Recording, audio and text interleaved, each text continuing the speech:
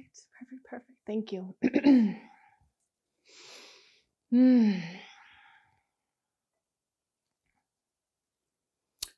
So follow the artist is an invitation.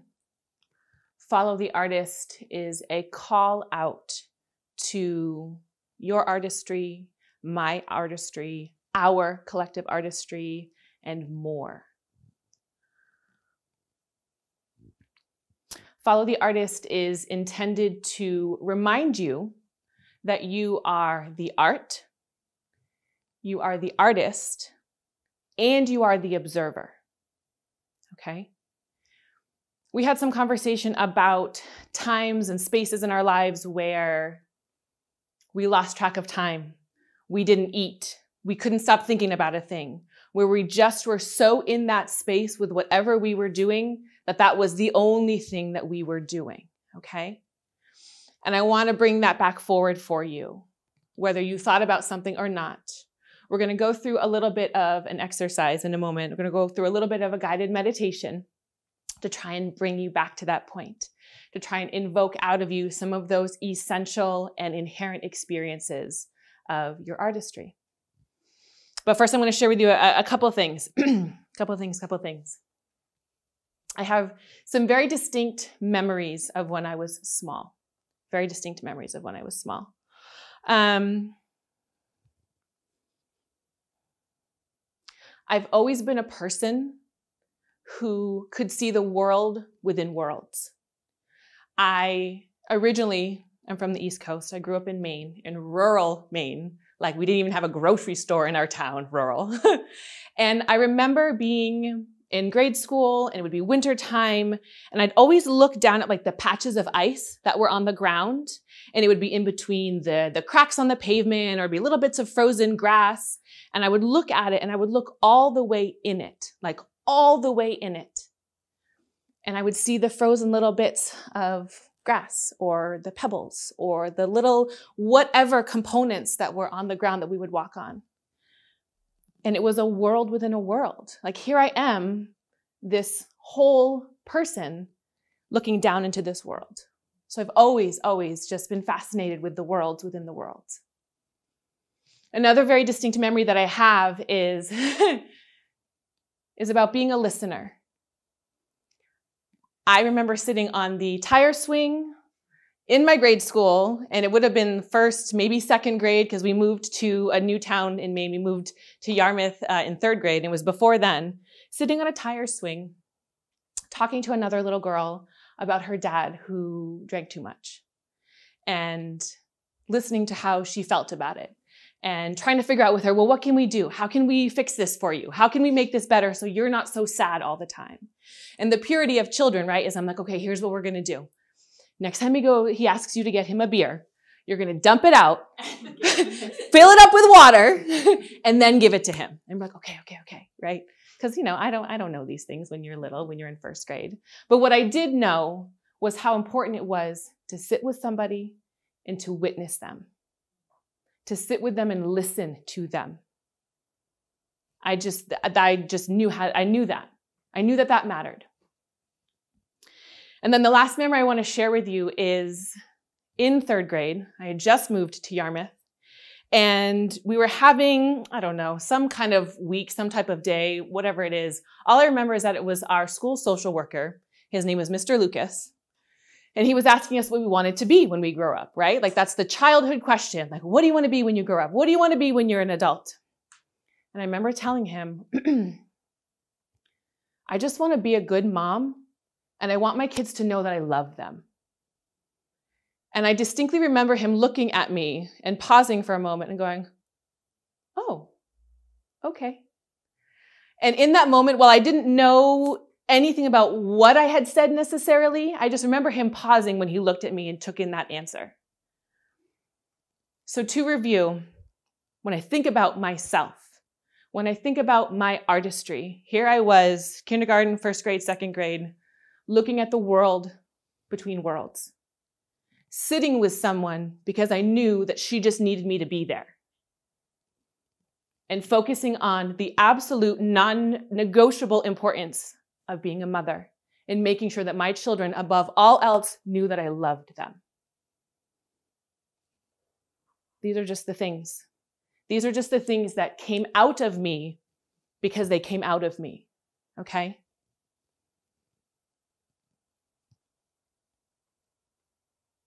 Being a mother means unconditional love.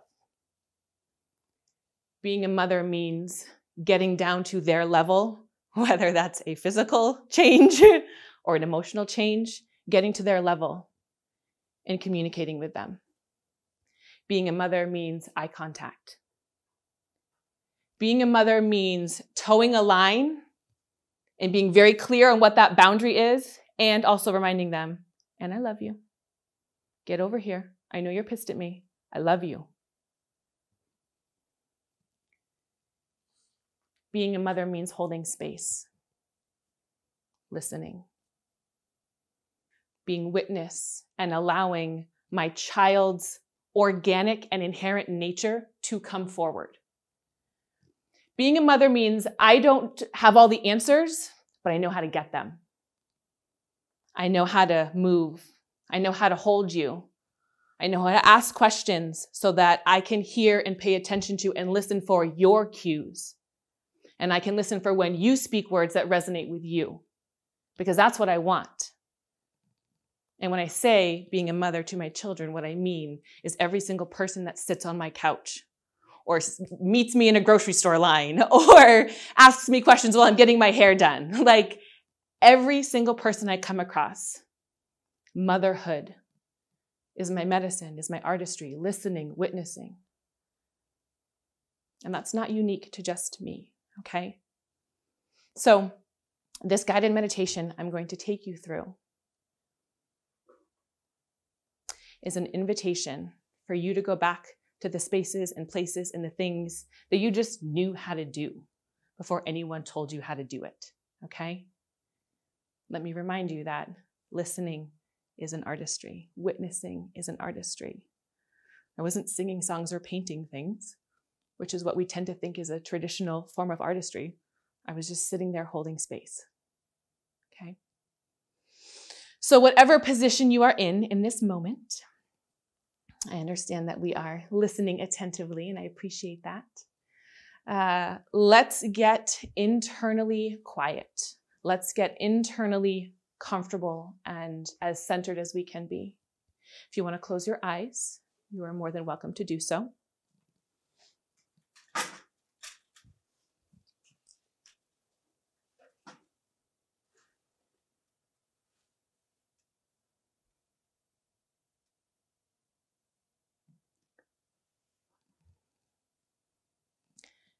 And I want you to know that there's a little person inside of you.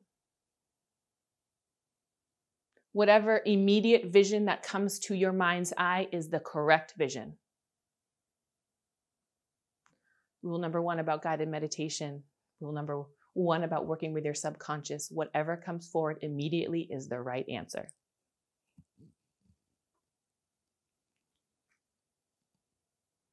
There is a little person inside of you.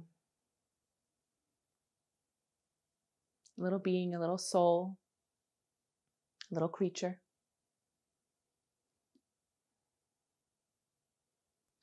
And this essential expression of you knows exactly what she's about. And when I say she knows exactly what she's about, that doesn't necessarily mean that she's forceful with it. It doesn't necessarily mean that she's fearless with it. Maybe she's a little bit more observant, a little bit more shy. Maybe what feels the best to her is to be cozied up somewhere, curled up somewhere. Maybe what feels the best to her is to be running super fast, like wicked fast until her legs are burning. She just loves to go fast. However it is that she presents, I want you to look right at her. Notice her body language. Notice the color of her hair. clothes that she's wearing. Is she moving? Is she being still? Does she have anything in her hands? Is she looking at you? Just take in anything that she has to bring forward.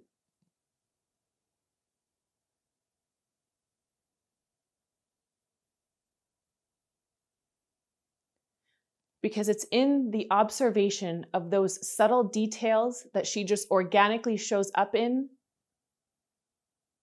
that will tell you all you need to know about her as an artist. What does she want to show you? Ask her. What do you want to show me? Do you need to get down to her level? Do you need to sit down maybe? What do you want to show me? Because that's the thing about kids. They are constant artists. Look at me, Mama, look at me. Mama, look at me. Watch me, watch me. Watch this. Let me show you. So let her show you. Look at her. This little being, all she wants from you is to be witnessed and to be seen. She wants to know that her full and complete expression is all that you need from her. You don't need her to brush her hair. You don't need her to brush her teeth or go to bed on time. You just need her to show you whatever it is that she wants to show you in this moment.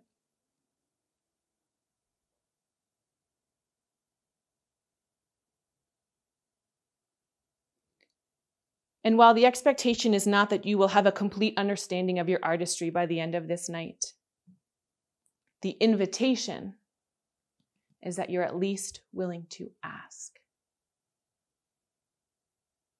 That you're at least willing to get curious.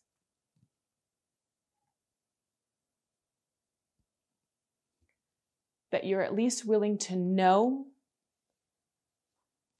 and to say to yourself, I am the art.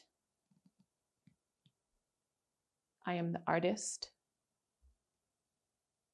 And I'm the observer. Because even in this small little example, by looking at her, you're looking at the art. By opening yourself up to her, you are the artist. You are stepping into that channeled space. By sitting here listening and witnessing this in your subconscious and in your mind's eye, you're the observer. And it's through expanding our relationship with all these aspects that we find our way home.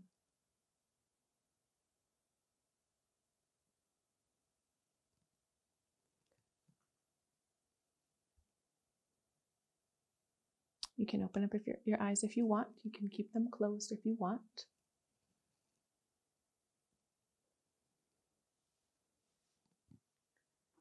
What does it mean to be the art? Well, art is generally put on display in some form or fashion, right? Art is generally a product or a thing or something, quote unquote, outside of ourselves. We as a people love to adorn ourselves. We change our hair, we put on makeup, we dress a certain way. We present ourselves with a certain aesthetic that feels accurate and appropriate to us. Now, the asterisk to that, the caveat to that is our presentation may or may not actually be in alignment with who and what we are, but it's what we know. And all of us are doing the best we can with what we know to be true about ourselves. So it's a starting point. The challenge with acknowledging yourself as art, I am the art, is that it speaks directly to your inherent sense of value. Do I think I'm valuable enough or worthy enough to be considered art? See how that sits in your body? How does that land? Would I consider myself art? Would I call myself art? Well, let me tell you something. At one point, every single one of us was growing in our mother's womb. We were being created. We went from the non-tangible to the tangible. And based on the conversation that we had, where an artist is one who creates a piece of art, we were created. So just in that simple way, we are art. There's a lot that can come with that, though, when we start talking about growing in our mother's wombs. There's a lot that comes with that when we start talking about our parents. That can be a loaded subject for a lot of us, and that's totally okay. That is totally okay. But what I want to do for this is like step outside of that parental conversation. What I want to do for this is to acknowledge our actual divine parentage, our actual creative life force energy, the actual thing that made us into the artwork that we are. So let's consider this real quick. When you were growing in your mother's womb, was anybody giving you direction? Was there a timeline and like a project manager that was like, yo, you need to work on those fingernails today, girl. Get that shit together. Speed it up, please. Hair needs to be better than it is. Come on now. Deadlines. No. None of that. None of that. It was effortless. There is, and I say is because it is not a past tense thing, there is a natural intelligence that flows through every single one of us. It did when we were growing in utero, and it still does now. That just knew what to do. It was effortless. It was easy. We did not have to try. Okay? So in that way, we were just this beautiful piece of artwork that was created into these beautiful physical forms that I see in front of me. And again, I say to you, that doesn't stop just because now we're like outside mama's body. It continues on. That natural intelligence, that non-negotiable thing that just wants to come out of us, doesn't stop. It knows where it needs to go. It knows what it needs to do. We get in the way, though. Other people's stories for us get in the way. Our own internal narrative gets in the way. And so all of a sudden, this conversation of, am I art? Am I acceptable enough? Can I call myself art? Is, as I said, immediately and directly related to our sense of value and self-worth. Okay? So there's work to be done there. Don't get me wrong. Follow the artist. I am the art. I am the artist. I am the observer. Beautiful. Yes, yes, yes. This is an invitation. And there is work to be done. Always. This is the work of self that we're talking about here. So when we're trying to negotiate our relationship to the concept of I am art, we have to work on the things that create our sense of value and self-worth. Okay? I am the artist. I am the artist. I am the artist. Also work to be done here. Also work to be done here because that little girl that I just invited to maybe come forward out of your subconscious, that little girl who knows inherently and organically exactly what she wants to do and how she wants to be, again, we may or may not feel some type of way about that. Okay? Our relationship with our artistry, for some of us, might be a completely new concept and conversation. For others, maybe not so new, but definitely weighted and heavy with narratives and definitions about what that's supposed to mean about us if we're an artist. I'm supposed to behave a certain way. I'm supposed to make my artistry come out of me a certain way. My parents don't actually think this is valid artistry, so I'm doing it because I love it, but I don't know, it doesn't really feel good. Like we have all of these things that come with it. So our relationship with our artistry is equally as paramount because it asks us how permissive we're going to allow ourselves to be. We had this beautiful conversation about how we view artists and how they're kind of eccentric and they're kind of crazy and they're weird and there's timing and we let them do whatever they want to do and we want them to be free and all of these things. And what I found so interesting during that whole conversation is every single person said they. Nobody said we. Nobody was talking about themselves. Well, they do this and they're so creative and they're so expressive. They are creative. They are expressive. I'm not that. I'm not creative. I'm not expressive. We'll see about that. With artists, we do give them permission. We do allow them to require special things in order to create their artistry. As a celebrity, right, you have a rider. These are the very specific things I would like in my green room. I need to only have Australian red licorice because that's the shit I like. And that's what helps me get into my artistry. That's what helps me get into my channel. I'm sorry, I can't speak for 3 hours before the performance because I'm about to belt out a whole situation. But we allow for that because we want what they have to offer. We want their musicianship. We want their, their palette, the chef. We want the fashion designer. We want what they have to offer. Man, I am sitting here telling you, I want what you have to offer. So if that means you need Australian red licorice in your green room, please, let's have it. Let's do it. But do we even know these things about ourselves?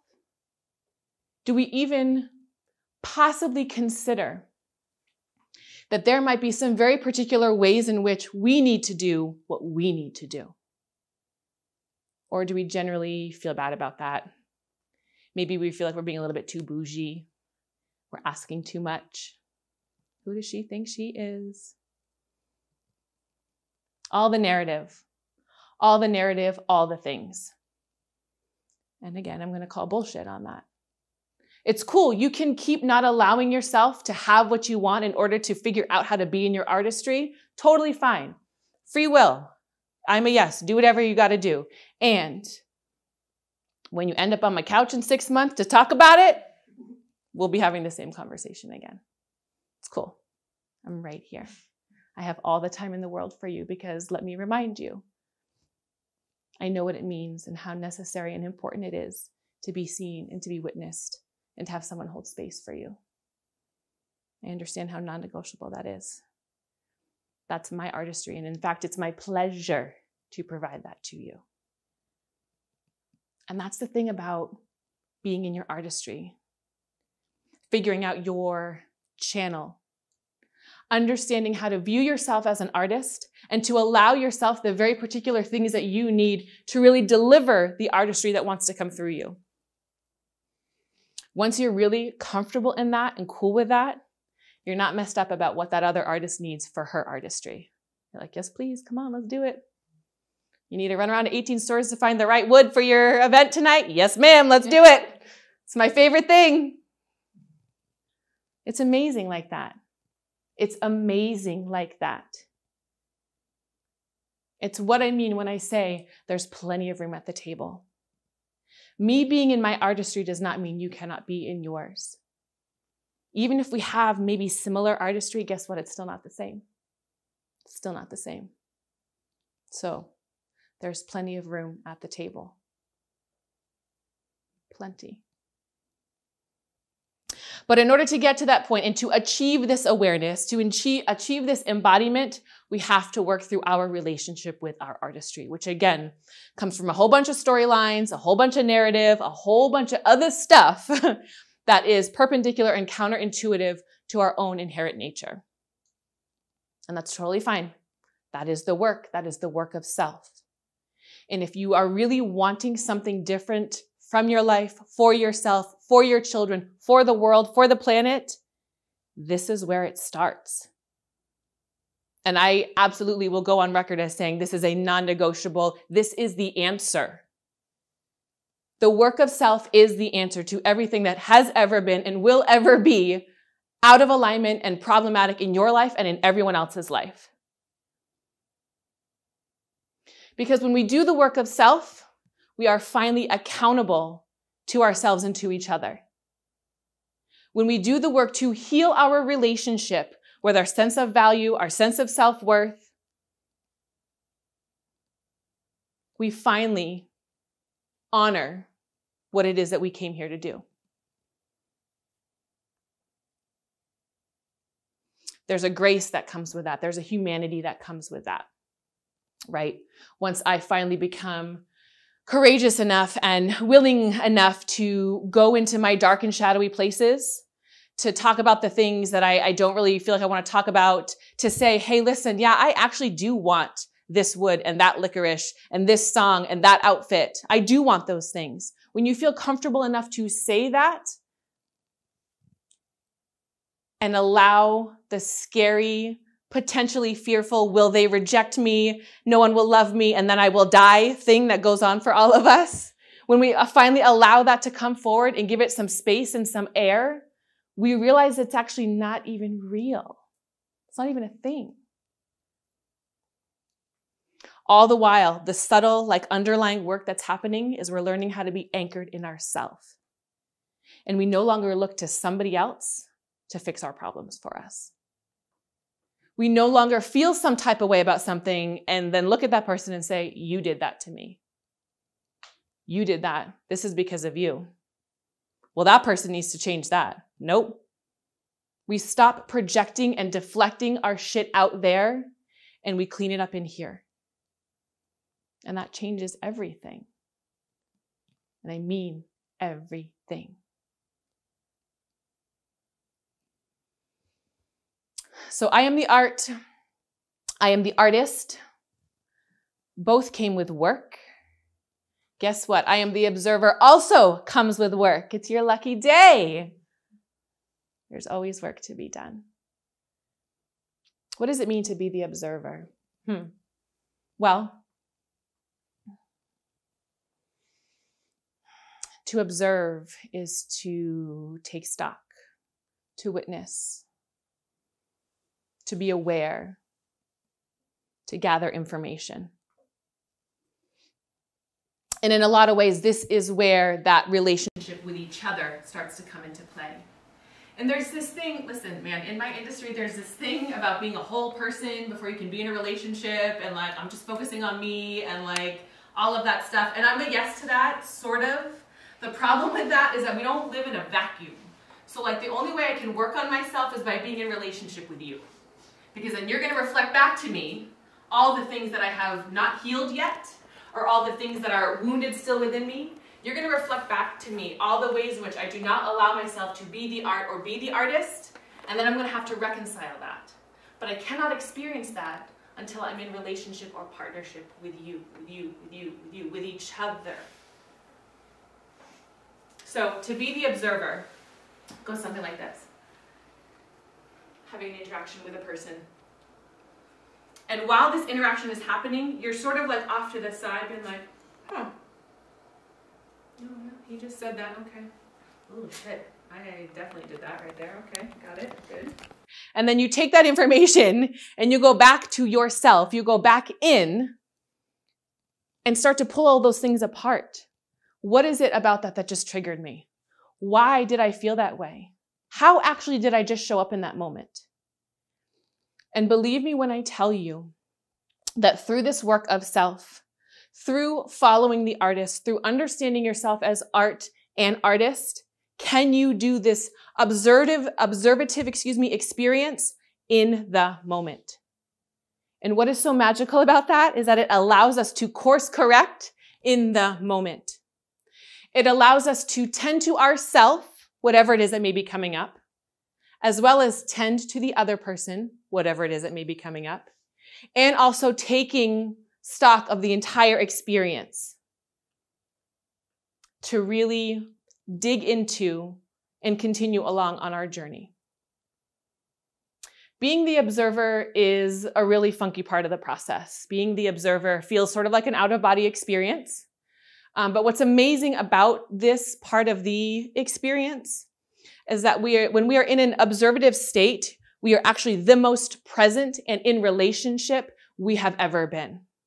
Because we are so finely attuned and so attentive to what's going on that we can play all these roles, right? And we talked about playing roles out by the fire. We talked about how being able to resonate with different aspects of different people how much that matters. Because again, it gives us permission to let that maybe previously perceived as shadowy part of ourselves come forward. And that is something that is super, super important that I need us all to understand. And this is why we talked about the children. We talked about that little girl inside of you. I told you, hey, these are the memories that I have of childhood. In a lot of ways, being the observer is about reparenting. Being the observer gives you the opportunity to view yourself as the angry little girl you are, the sad little girl you are, the scared, adventurous, boisterous, creative, like whatever it is. Being the observer allows you to see all the parts of you that maybe didn't get seen when you were actually little. So when I say to you during that guided meditation, kids just want to be witnessed. They just want to be seen. Mama, look at me. Mama, look at me. Good Lord, right now my daughter is like, watch my bendy tricks. Watch, Mama, watch my bendy tricks. Rate my bendy tricks. Mama, look at this. I'm like, I've seen enough bendy tricks to last me 7 lifetimes. And you know what? I love it and I will continue to watch it every time. For the most part. Asterisk. Sometimes I have work to do. And that's part of being a mom. That's part of like, baby girl, I love you and. Now hear me when I say that. It's not I love you, but it's I love you, which is a solitary statement, and I have some other things I need to attend to, and as soon as I'm done, I got you. The and matters in this space. And it also speaks to being the observer because it teaches us as humans with our very linear one-track minds that we can actually do multiple things at the same time. And I don't mean multitasking, like being on the phone and like talking to someone else and, washing the dishes at the same time. No. I am talking about energetically holding multiple roles at the same time. As if you are the head of a boardroom table and you've got all 5 different aspects of yourself yapping at you, trying to get their point across, and you are hearing all of it and attending to all of it. That's what it means to be the observer. And we have that skill set. We have that skill set, y'all. We are the entire universe. And I know that because when we were in utero, we were not in charge. We were just being made. Okay? Multiple things were happening at the same time. That does not stop just because we are now here standing in front of each other and our physical eyes tell us that you're over there and I'm over here. It does not stop. So, as extensions and creations of the universe, as extensions and creations of this sort of natural intelligence, why on earth would we not think that we have the capacity to do multiple things, hold multiple roles all at the same time? Trust me, we do. We do. That's part of motherhood. And let me remind you that you do not have to be the mother of a human child in order to be a mother or to flex your motherhood. Motherhood is about how we tend to ourselves. It's about how we unconditionally love ourselves. Motherhood is about our ability to hold space for all the different parts of us that are showing up. So again, I bring you back to this, I am the observer space. Because it's like, okay, everyone's yelling. Everyone has an opinion. Everyone's wounded and wants to be heard. Not unlike our current state of existence always. Everyone wants to be heard. Well, guess what? It's because they weren't heard when they were little. All of us have had experiences where we did not feel seen, we did not feel heard when we were little. And so as adults, if you opt in to doing this work, it's going to require you to reparent yourself in a lot of ways. I got you. I'm really good at that. I'm happy to help. Okay?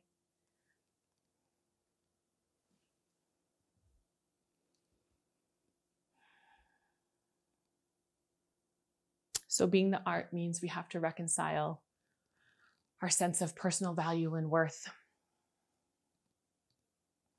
Being the artist means we have to reconcile our relationship with our inherent channel, our inherent artistry, and clear out the narrative and the dialogue that spins in our brain about that.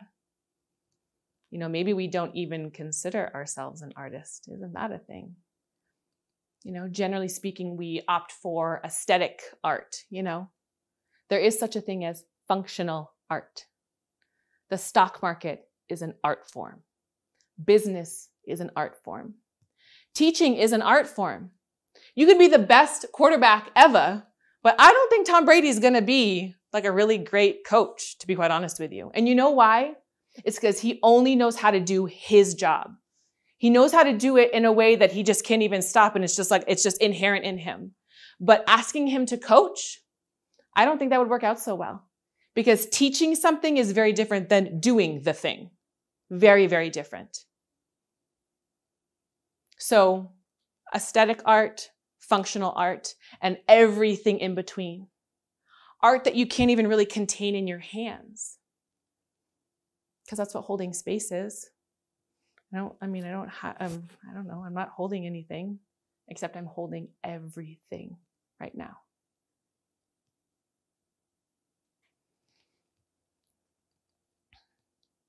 And then being the observer requires us to reconcile our relationship with each other, with the fact that each person you come across is a mirror for you.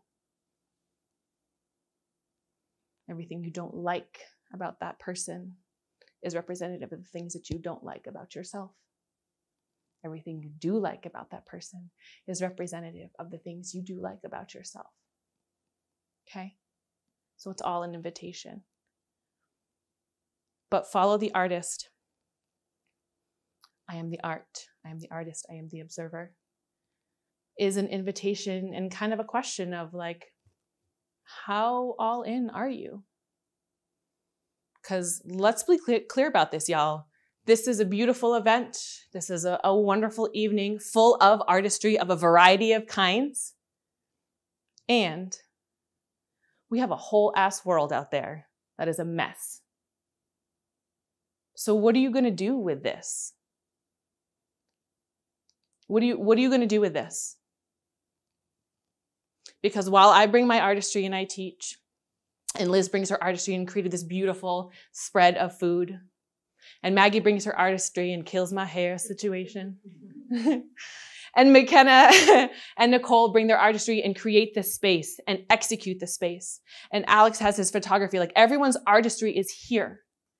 And for those of you that maybe, quote unquote, didn't contribute in that way, you're here. None of this artistry could be witnessed without your presence here. So receiving is an artistry. Oh, Lord, is receiving an artistry. Are you kidding me? How many of us have a jacked up relationship with our ability to receive things and not be like, oh, no, it's fine. It's fine. Oh my God, this is so old. It's fine. Oh my God. No, you look so much cuter than me. Please stop it with that. Stop it with that. So to receive is an art form. Okay? So when I say to you, what are you going to do with this? I mean that shit. I mean it. Remember that when you step into your artistry, when you step into your channel, when you bring forward that thing that can't not flow through you, people resonate with that differently. They feel that alignment. And they may not be able to verbally articulate it, but they just want to be around it. And we've all had experiences like that. We're like, I don't know what's going on over there or what that person's about, but I want in. In whatever way I can be in. Maybe I just want to just stand right here. Sort of energetically rub off on that person. Whatever it takes. Because again, we are energetic beings as well. We are the art. We are the artist. So we resonate. We feel things. And we're supposed to. Okay? We're supposed to feel things. Art makes us feel. You are art. Please allow yourself to feel. And let that tell you which direction to go in. Okay? Because resonance is resonance is resonance. So even if you don't like the way you feel, that's still a vibrational resonance. And that still gives you a direction of some form of where to move after that experience. Okay? All of those things is how we engage with this concept of follow the artist. It's not about getting in line. It's about getting in your channel. It's about opting all the way in on yourself. I am the art. I am the artist. I am the observer. And I'm opting all the way in. Okay?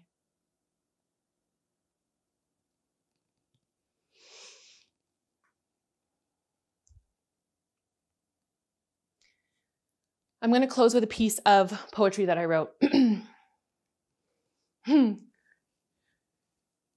Based on an experience that I have quite regularly, which is when people ask me what I do and I have no idea what to tell them.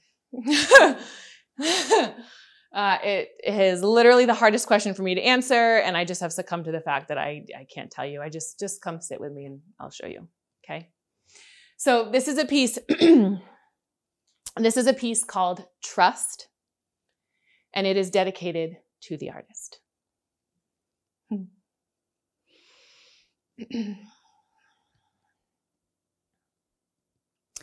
I am the piece that I have prepared. So do not ask me to make you an outline or put bullet points on a piece of paper. I will not give you the trajectory, the step-by-step process, or answer the question, what can I expect from this? Lord, I do not even want to, okay? A boardroom with a PowerPoint presentation and options A, B, and C will never be my way. In no uncertain terms, and truly said with all the love in my heart, fuck off with all that graspy needing to know how it will look shit. Because in the work of self, we do ourselves a disservice by rigidly going out hunting for answers with our furrowed brow and our tight heart and our clenched jaw. Please, just relax. Just relax.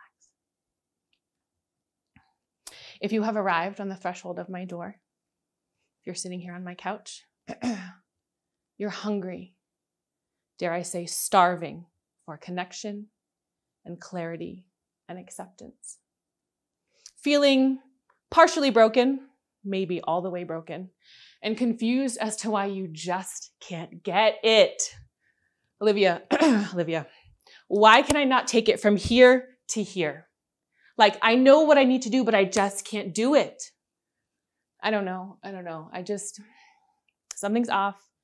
And I don't feel good. I know. I'm right here. You want more. It's cool. I always want more too. And in actuality, it is in our nature to ever expand and to always want more.